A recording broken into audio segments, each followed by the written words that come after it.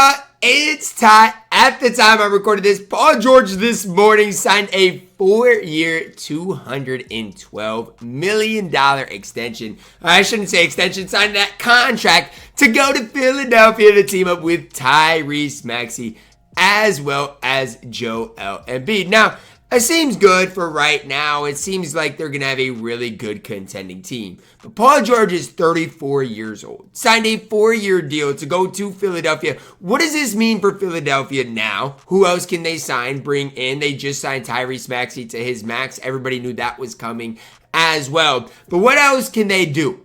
That's where we're going to be taking a look at the cap sheet, those types of things, and what is the impact that Paul George can have alongside Joel Embiid. So when you look at the cap sheet here in Philadelphia, here's what it looks like. Not fully guaranteed, Paul Reed, Ricky Council. So if they do want to create some more space for somebody else to sign, those are not fully guaranteed, as well as Jared McCain. They could possibly, I do believe, trade him and open up some more space if they wanted to. Now, for now, the guys you know that are going to be there: Joel Embiid, Paul George, Tyrese Maxey, Kelly Oubre Jr., Andre Drummond, Eric Gordon. With those 6 guys, you got 6 guys that can play. I'm not the biggest fan of Eric Gordon, but you got 6 guys that can play. It's a player option for Paul George in that 4th year, which is crazy. He's got a player option in his 4th year at the age of 38 years old. If you don't think he's taking $57 million, you're absolutely wild. But just between Joel Embiid, Paul George, and Tyrese Maxey in 2026, 2027,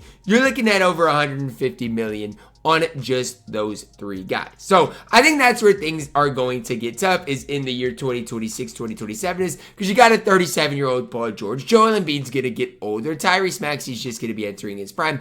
What does the rest of this roster look like, though? You've got about a 2-year window, in my opinion, between Embiid, Maxey, and Paul George to maximize this roster. I like Oubre Jr. for $8 million. I think that was a good sign. Drummond for $5 million was a good sign, in my opinion. Eric Gordon, I'm indifferent about. I'm not the biggest fan of him. So Nick Batum obviously said he wasn't coming back. Who should the 76ers target? Well, I don't know, maybe like a Reggie Bullock type guy. Maybe they could swing like a Dorian Finney-Smith. And the one thing I like about this is, guess what? It's not like you're trading for Paul George. It's not like you're giving up multiple firsts. It's not like you're doing anything crazy.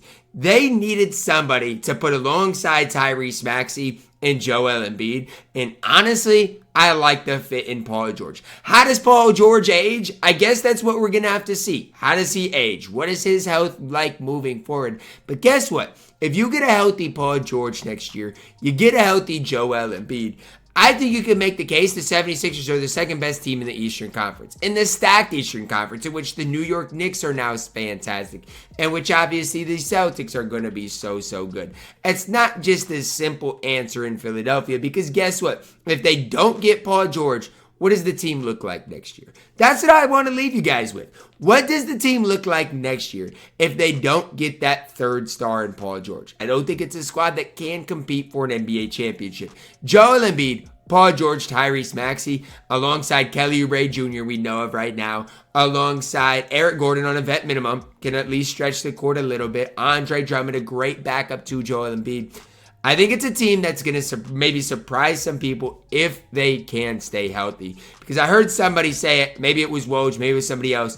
Who can stop Joel Embiid in the Eastern Conference? The Knicks, Mitchell Robinson, I don't know. I don't think he's stopping anybody, especially, it depends on his health. Obviously, with his health, it's going to be tough. Kristaps can't stop him, can't guard him. And so it's one of those things. With Joel Embiid, if he can stay healthy, with Paul George, with Tyrese Maxey, the Sixers are going to be about as tough as anybody else in the Eastern Conference. Drop a like on the video, guys. Subscribe if you're new. And as always, man, I love you guys. Have a blessed day.